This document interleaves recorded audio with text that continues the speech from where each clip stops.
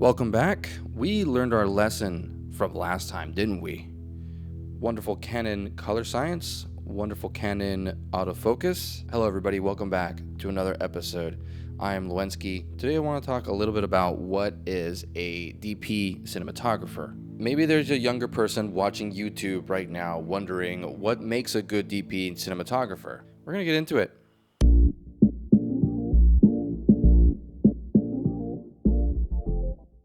A DP, or director of photography for short, isn't just the guy who operates the camera on set during a film shoot. And the truth is, to become a good director of photography, you need 5 things. These 5 things, in my opinion, are going to be the qualities that make a great cinematographer, starting with your health and your fitness, especially in the lower to mid tiers. Like I mentioned, the cinematographer or the director of photography is often the camera operator as well. A lot of these cameras are very heavy. I just got off a shoot yesterday where I was hand-holding a 20-pound camera the entire time. We were running and gunning, and I was walking around with not only a bag that was like about, I'd say 5 to 6 pounds, but now you're adding a 20-pound camera on top of it. That whole camera package, you have all of a sudden upwards to close to 30 pounds just on your shoulder. And you definitely have to be healthy and fit to be able to hold that weight on your shoulder for that amount of time and be able to also keep the camera steady and give your director smooth camera movement. When I think back to the early 2010s, the later 2010s before 2020, when I was still in university, we didn't have small gimbals that were powerful enough to hold, like a pocket cinema camera or like a Sony FX6. We had steady cams and dollies and big Movi, like 3-4 axis gimbals. And you had to be pretty tough. You had to have some muscle. You had to have some stamina to be able to hold those things for extended periods of times and be able to operate them. And the same thing is today. And this is more for camera operating. But if you're serious about your journey to become a cinematographer and DP, you need to be fit. I think it's one of the qualities that will enable you to produce beautiful camera movement and have total control over the camera itself. Number 2, be organized.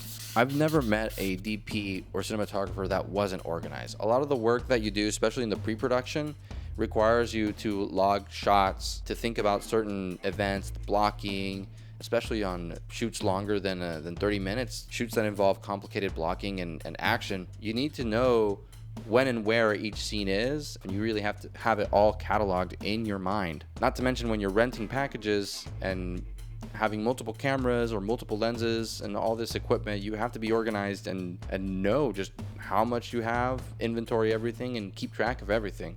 A lot of the stuff that we do is keeping track of what we're doing and how these shots or these images intercut with each one, or how they transition from one thing to another and how they kind of work back to back. If you're not organized, you're going to have a tough time in this profession, especially once you start moving up to the higher paying budgets and the bigger crews and the more complicated setups. So be organized. Number 3, this one is a little bit riding off of the tail of the second one, which is to be organized. Number 3 is to be competent. Being competent can mean a lot of things. It can mean talent. It can mean, again, like being organized. But specifically for being DP, to be competent means to know the terms, to know the language, to know how to communicate what you want. Because a lot of times we have a vision, we have to communicate the vision in your head and how to execute it in real life. Whether that is telling the gaffer what mood you're going for, telling the grips the kind of equipment that you want them to use or to set up, or whatever kind of setup that is. Things like Solly shots for your camera operators so that they know what kind of shot this is. Over the shoulder, dirty over the shoulder. There's many terms that you need to know to be competent as a director of photography, and I encourage you to learn them all. A great resource for learning these terms is, I think it's called the Chief Lighting Technician's Handbook. You can pick those up really cheap on the internet and just read it through. It's literally a bank of information with terms and explaining what the terms are and how they use them and where they came from. And I think every cinematographer or director of photography should read it. I think it's a very valuable resource. Check it out. Being competent also means knowing the tech. Know your gear. Know the camera system that you're shooting on. Know the frame rates. What can it do? What can't it do? What tools does it come with? What tools does it need?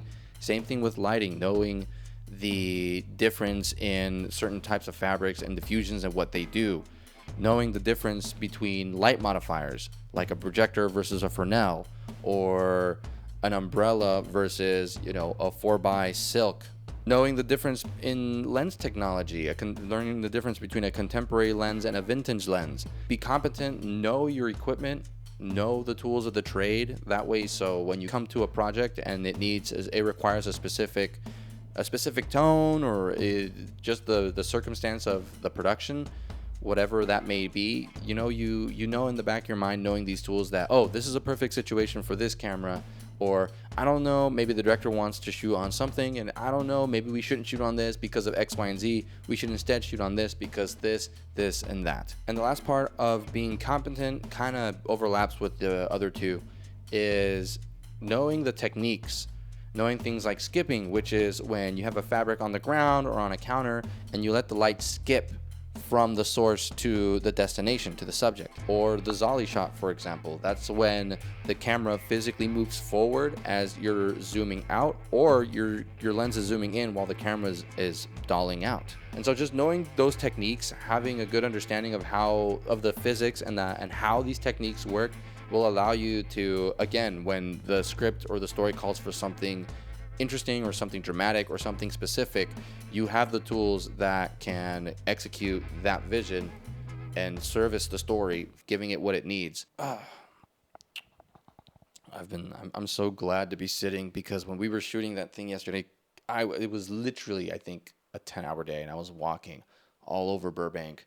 The fourth quality that, in my opinion, makes a good director of photography is professionalism.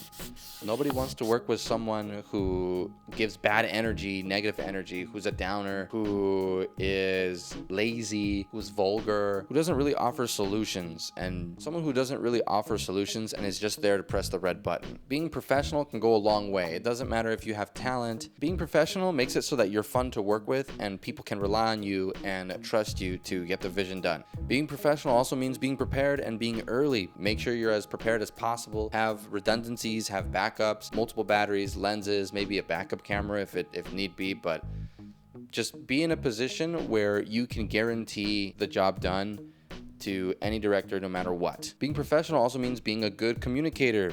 Be able to communicate clearly and effectively, and when you're on set, there's an established chain of command and you're in that chain of command. So make sure you respect that and make sure you are a team player and communicate with the director and make sure that you understand them and they understand you, and that you guys can both work together and execute the vision and really bring the whole thing home. And number 5, be a good storyteller. I think being a storyteller first can really help you go a long way in terms of being a good DP. At the end of the day, we're all filmmakers. Doesn't matter what part of the job you do or what department you're in. Everything that you do on a film set is just one piece of a bigger puzzle, right? You're part of something bigger than yourself, and you're helping create a vision. By mastering storytelling first, you essentially build a good platform for yourself to develop your skills to become a great DP.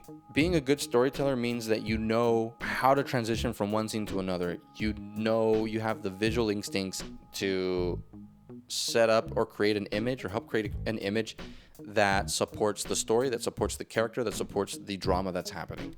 Being a good storyteller also means thinking creatively and critically to solve complicated problems, to make sure that the effect lands, or just to get the shot. I'm going to add one more. This is going to be the 6th quality that, in my opinion, makes a great DP cinematographer, and that is to be a good leader. You can't make the film by yourself, and you can't execute great cinematography by yourself either. You are the lead or the head of a department of camera operators, assistant cameramen, and camera PAs.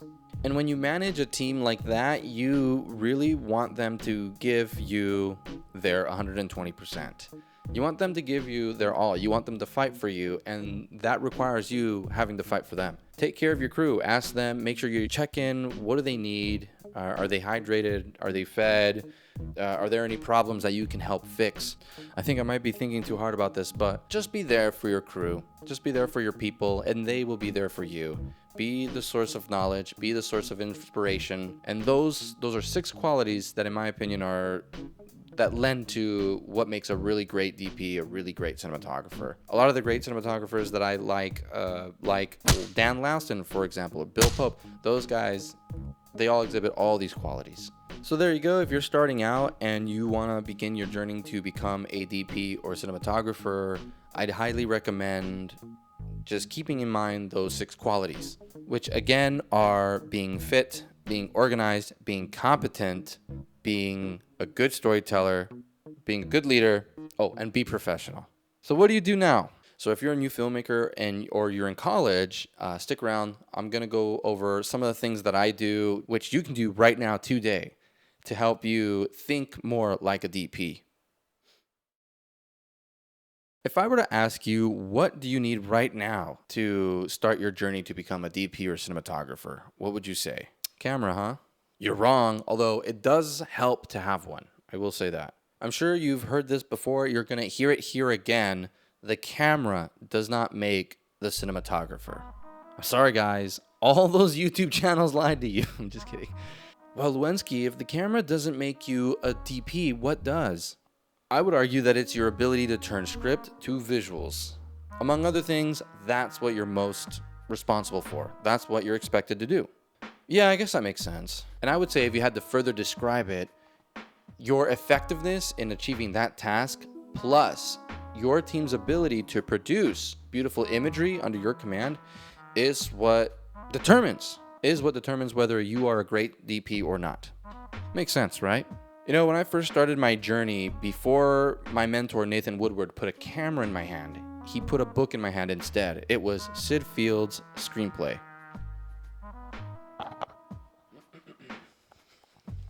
The Foundations of Screenwriting, a step-by-step guide from concept to finished script. This one right here is the 3rd edition. It's a great book, highly recommend it. The same way directors have vision, I think cinematographers and DPs also have a vision. I'm going to call it, for the sake of this video, the cinematographer sense. To develop your cinematographer sense, I feel like it's really important to read and read and read scripts. Understand screenplay and read as many scripts as you can. Scripts to movies that you've seen before and scripts to movies that you haven't seen before. Because when you're reading a lot of scripts, you're actually exercising your cinematic sense by allowing your mind's eye to imagine what it would look like if you had filmed it. The more you do this, the more you can develop a style, the more in your head you can start repeating like certain imagery. When you read a certain line on a script, your mind's gonna interpret it as an image in your head, right? You're gonna imagine it. And not everybody's gonna imagine it the same way, but because the way the scripts are written, it kind of helps us imagine cohesively a sort of similar narrative. Start shot listing. Another thing I like to do is to shot list. This one's fun. The way I do it is I grab a script that I haven't seen before to a movie that I might want to watch. So find a scene that you like, shot list that scene. Shot list that scene before watching the movie, and then watch the movie and compare that scene from your shot list to the real thing and see what was similar and what was different. The reason why this helps is because you get to see what you were able to create, how the movie looked like in your mind, and then you get to see how a professional cinematographer or director of photography did it. And you get to see whether, we get to see what things you guys got similar and what things you guys had totally different opinions on. But what excites me the most is whether if me and the other cinematographer got a similar lensing. Whether if I had the sense to understand that at a certain point of the script, I had to be on a tighter lens on a character. Or maybe I got it wrong. Maybe the whole thing was a oneer and it was wide. You also learn new things. You also see what the cinematographer did, and it helps you understand a little better why they made that choice as opposed to what you did, and why it works better and why it lends to that story in particular. Someone once said, I don't know where this came from, it's just one of those sayings, that imitation is a form of flattery, or imitation is the best form of flattery. This is true, and it's also a really great way to practice your craft. Find a scene that you like from any movie and just try to replicate it, try to copy it, try to mimic the lighting, try to perfect that camera movement, try to perfect the acting. No matter what you do, you're going to learn something, and you're also going to, again, flex and train that cinematic muscle, that cinematic sense, the filmmaking muscle, the most important muscle there is. And lastly, this is a cool one. This is one that you can do anywhere. You can do it anytime. You can do it whether you're outside, inside, day or night. And that is just be a genuine student of light. I know I do this a lot. I remember one time I was eating at a cafe with friends and I was talking to a buddy of mine, and midway conversation I kind of zoned out and instead was focused and admiring the edge light that he had on him from the reflection of a giant building that was like across the street or something. Anybody can do this, and it's one of my favorite things to do. Just anywhere you are at any moment, just take a moment to, and it's kind of meditative too, just pause and ask yourself 3 questions. What kind of light is it? Is it daylight? Is it an electrical light? Secondly, ask yourself, what quality of light is it? Is it a soft light? Is it a harsh light? And lastly, where is the light coming from? Where's the source? Is it the sun? Is it a reflection from the sun? Or maybe you're outside, maybe it's the moonlight coming through the blinds, or the street lamp at the edge of the street.